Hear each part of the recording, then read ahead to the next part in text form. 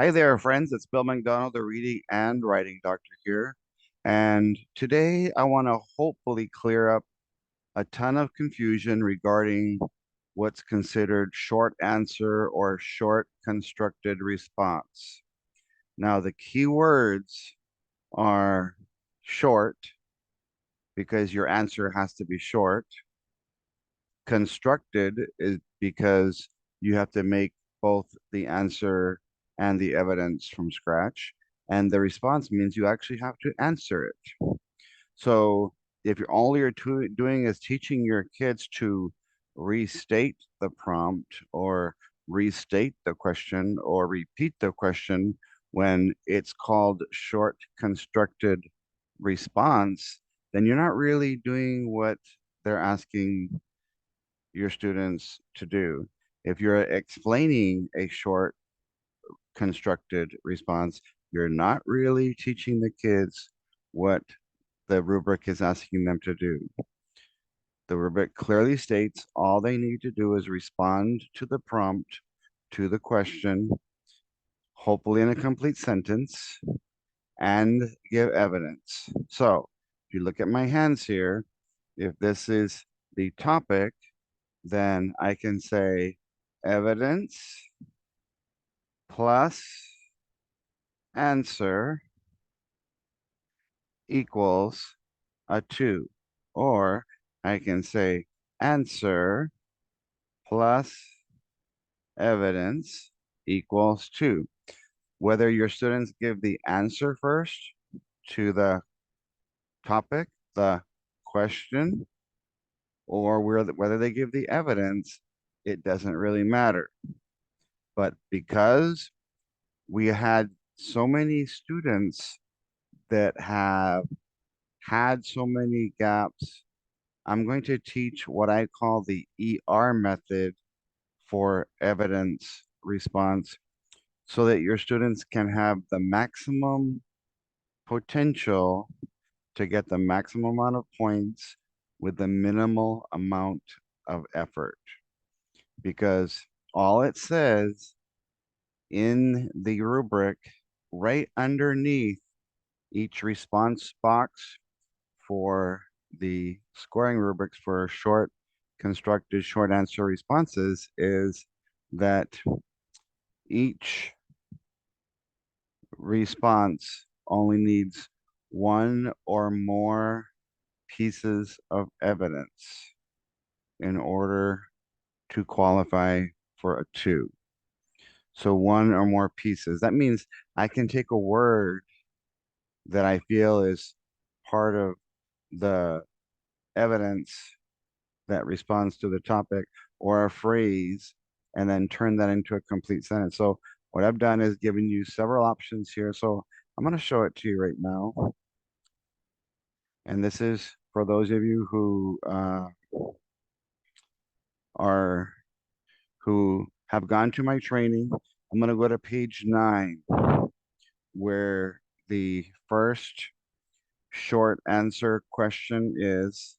And as you can see here, it's worded the same way that TEA words the short constructed response, the short answer. It says read the question below carefully, then enter your answer in the box provided. So the problem is if you're having your kids start answering or start using the question words or the prompt words, and they haven't even bothered to look at the evidence, that's going to create a problem because anybody can use prompt words. The idea is you're supposed to respond to the question based on evidence. So support your answer with evidence from the story is the second part. And so the ER approach is going to be read and highlight the evidence that responds to the topic first, then respond to the question in a complete sentence on the first 3 lines. Use the best examples of evidence that support your answer on the next spaces available. You do not have to go to the next line when writing your evidence. The next, let's see. Please pass the story using the evidence ball. So I would suggest, since in my trainings, The evidence is based on yellow. So based on here, when you look at my advanced folder, which comes with the um, Texas training tours that we had all over Texas. It comes with the campus and district training for each teacher. And now it comes with the no in-person training that once you understand the red light, the question, you I want you to think of another red light stop. Don't try to give me an answer without first going to figure out where is the answer, where is the evidence, and so that we can either use evidence without quotations or with quotations. We can give the location of the evidence if we want to, and then we can give what's called the response. So the ER approach would be the evidence and then the response. Okay. And for those of you who have the second portion, when we're doing reading related, because short answer is a reading teak. So this is coming from the readvising graphic organizer of the digital or the hard copy files. So if you see over here the red light, the response slash answer is what we could put over here, and the evidence, the yellow, with or without quotations, could be here. So you could list several examples of evidence, but all it says in order to get a two is you just need one piece of evidence or more. And for those several hundred of you who have come to one of the Texas tour trainings, you saw that, and you, several thousand of you had me email you the short answer responses that I had the answers in red and the evidence in yellow. And so that was the reason that I did that, so that we can go from what we call the red light, the topic, to the second red light, the answer, to the yellow light, the evidence, and possibly where it is, and when it's exact words, the quotations. Okay.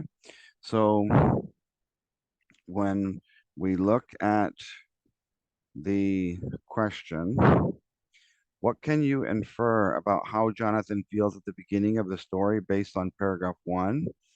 Well, infer, if you look at my hand over here, to infer, I'm rubbing my fur, it means to read between the lines. That means it's not going to come out and tell you Jonathan's feelings. It's going to show you by things that he's either doing or saying or thinking. Now, my problem is, when I looked at last year's questions that were multiple choice about emotions, a character's feelings, and saw these results, I was a little bit worried that when your students get an open-ended short answer or essay question about feelings, check some of these results are, or how they turned out on multiple choice where the answers were sitting right in front of your students. Third grade, the number 12 question got 57%. Fourth grade, 56. Fifth grade, 52. Seventh grade, 56%. Another seventh grade one about emotions, 52%. Ninth grade, 58%. Ninth, 59. Ninth, 49. 10th, 51, and 56. So all of these feeling-based questions, apparently students aren't able to use inferencing to be able to tell how a character is feeling enough. So imagine when we get to this open-ended world. So you're going to see here it says you can use page 14, 15, and 26 of the mini binder. That's the 68-page binder that most of you have who have come to one of the trainings. But if you don't have the binder, then make sure you write down that question so you can see how I go about responding to it. So as you can see here, what you could have your kids type is A for answer, or for response, because it's the same thing. and then they could skip down here to the next to the last line. It won't matter because there's 475 characters that are allowed. So uh, based on what the state samples are showing us, you're not even going to have to come anywhere near 475 characters, probably not even 300 or 200, because all you technically need is a complete sentence with the answer response and a complete sentence with the evidence. So I'm going to give you several examples using something I came up with. So what you first have your kids do is go to the location that the question is asking you to go to, which I did, paragraph 1. And so I want you to notice I have a C and a C here. What the paragraph 1 does, it compares how Jonathan is before. So there's a T right there for a transition of time. And it contrasts how he's feeling at the beginning of the story in paragraph 1. And so what I want you to notice is every single time I had a detail that I'll call a dum-dum, I drew a little vertical wall. This last hour had been different. Transition. He could barely breathe. That's an emotion. He hadn't said a word the entire time they were inching their way towards Splash Mountain. Wall. This was his first time. Wall. He had no idea what to expect. Wall. When his best friend Jessica asked him if he was getting excited, cause he tried to open his mouth to respond, but nothing came out except a slow sigh. Effect. Action. Reaction. So based on those, let me show you what I came up with. And for those of you who are in the Texas Tour training, I emailed this document to you so that you can have it as a guide, as a rubric for using this question. So there's the question. Um, how does Jonathan, can you infer about how Jonathan feels? So we needed an answer and evidence because of what was written above. Here's some distractors. There was a long line on sentence 1. Jonathan would be frustrated or impatient, but since there's no reference to Jonathan's feelings or his reactions about the line, this cannot be used as evidence because it doesn't talk about Jonathan's reaction to having to wait in line. Most of the time, in other words, before the story begins, a rewind or a flashback moment, Jonathan's pretty patient. Nothing or no one bothers him. Uh, he's like a class clown, simile. He's laughing and joking around playfully with his friends in sentence 2. Jonathan feels pretty confident and laid back. He's always willing to do things. And it's all true, but because it says at the beginning of the story, if the kids don't realize they're doing a flashback moment, they won't realize that they went from being in line to having a flashback sentence because suddenly we're at the current time. This last hour had been different. Sentence 3 is the transition to the beginning of this story. So here we go, some different combinations of ER, the evidence, followed by the response that could work. He could barely breathe in sentence 4. Okay, that's what that was there. I'm telling you the evidence, and I'm even telling you the location, but I don't put it in quotations because it's not required.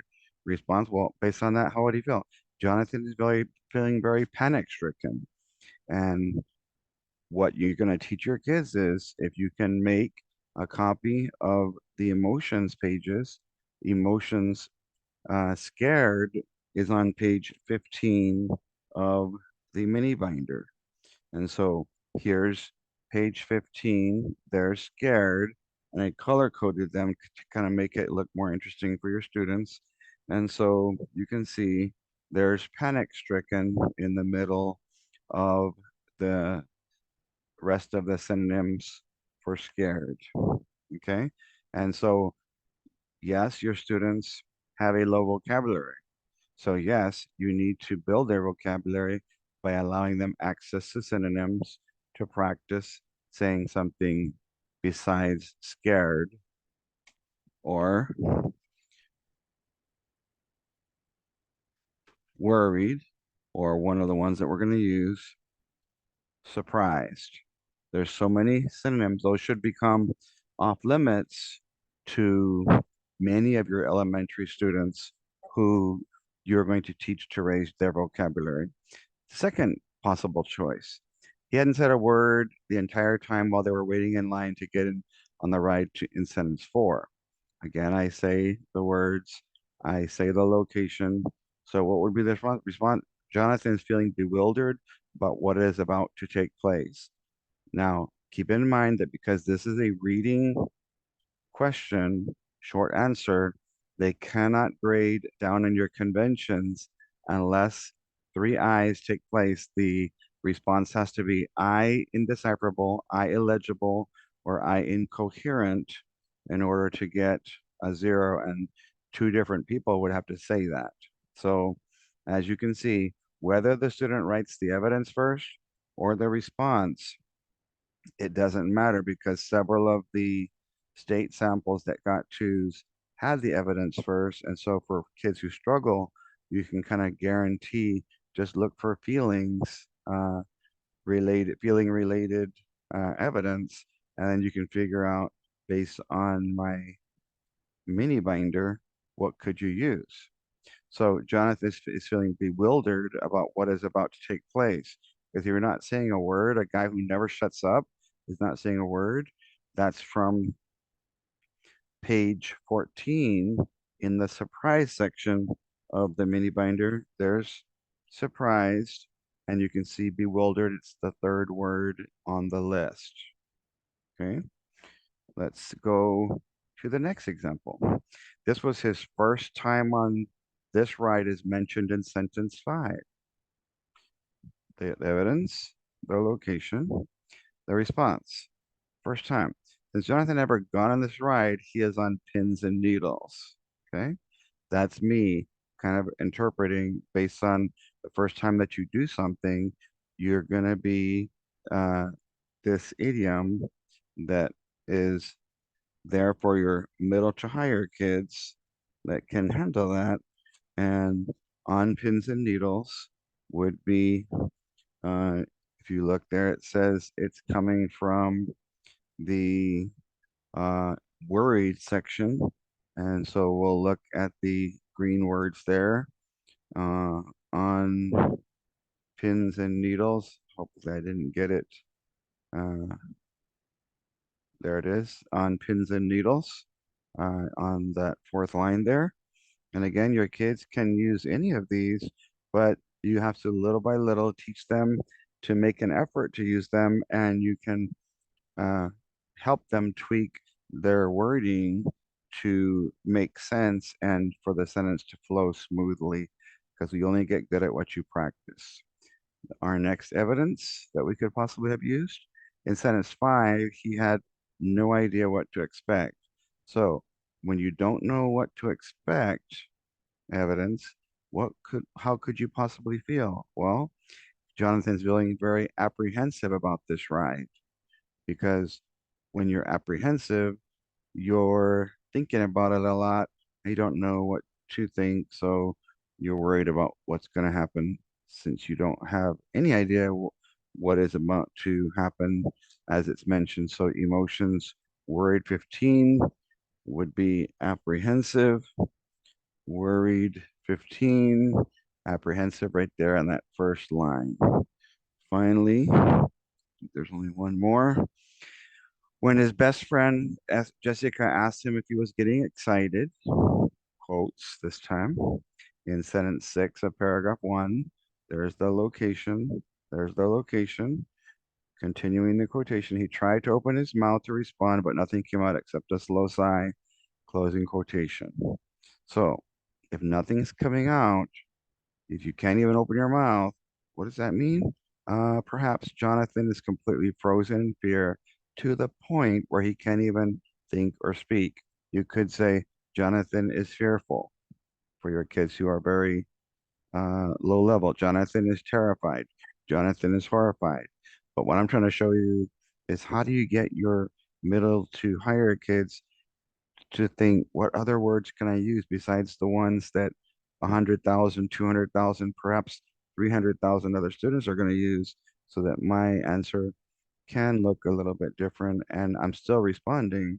I'm just using higher vocabulary so that I can do that same thing when it comes to the essay because your word choices are important when it comes to an entire essay. So why not practice that when it comes to simple two-sentence responses? So where would I get frozen in fear? On emotions scared on page 15, frozen in fear. There it is on the third line. So there you have it. I'll make sure that all of you who have had a training with me, with the CREST people, the all of the hundreds of people that did the Texas training tour will have this in your email. If you didn't get it, it means I didn't have your email or it's getting blocked. So go ahead and email me. Uh, I'll come back out so that you can uh, email me if you don't see this in your inbox after watching this.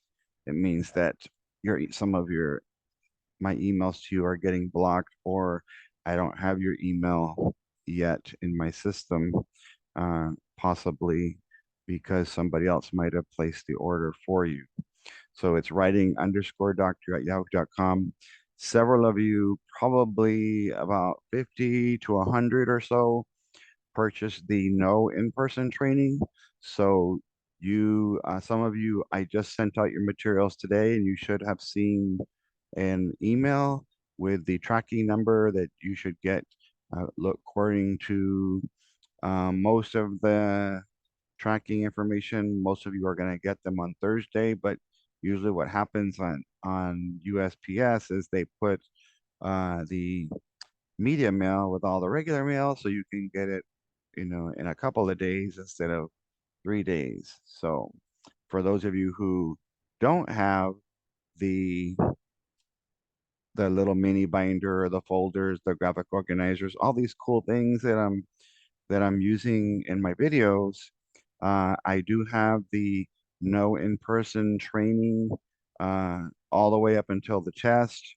If you're needing to supplement with whatever you're doing so that whatever you're teaching is aligned to the star to really help your kids and make an impact with the time that's left, I'd be happy to help you. And what I've been doing, and I'll still do, is if you purchase with a purchase order, then it's going to be the regular price of $100.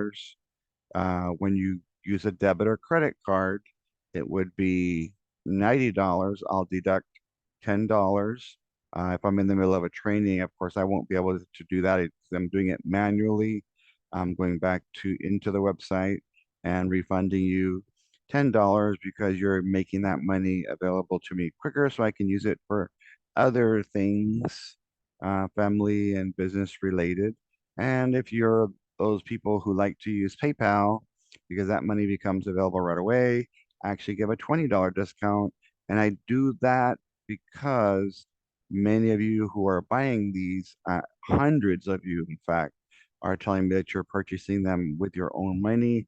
So I want to be able to bless you so that you can pay that forward to your students and, of course, to yourself. So you'll get, with that purchase, a mini binder, uh, digital copy, 68 pages, a hard copy of the binder that you saw sent to your address, a class set of the writing folders, a class set of 25 of the graphic organizers, digital copies of both of those things, and then you kind of get any new videos that I sent directly to you, uh, any new passages.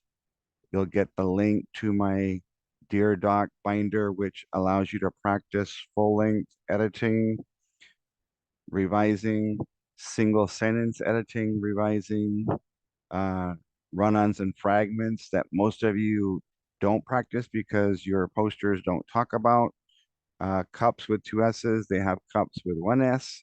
So feel free to message me if you have a question or email me. If you would like guidance on any particular skill, as I mentioned in an earlier post, my next video will be one on extended essay response. I'll kind of model one for elementary level, and then I'll model one all the way through for secondary level to help all of you to uh, kind of see a different way, a different approach to uh, handling the short answer. As you saw, this was a very simple method here.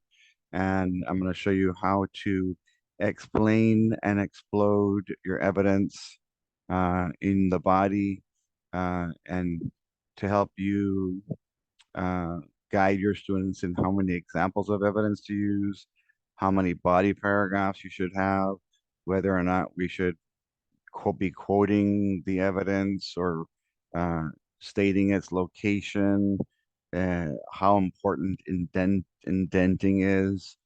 We do have to make sure that there's an introduction, a body, and a conclusion, but they don't stress the indentions or the number of paragraphs because the essay is considered a rough draft. So if your kids had no indentions at all, but the reader can see there's an opening and a closing, they're going to call that the introduction and the conclusion. So um, please share or tag any of your reading and writing teacher friends who might benefit from seeing this simple way to respond to short answer questions and get the maximum amount of credit, because remember that all you need is one sentence to respond to the question, and all you need is at least one complete sentence, one piece of evidence or more, and they do not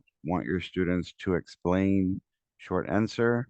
Uh, it's a reading teak, so explaining EXP 123, exploding with higher vocabulary, those are writing teaks, and so you don't need to be spending a lot of time explaining when all they're asking you to do is give us the answer and tell us which evidence that you're using to base your answer from.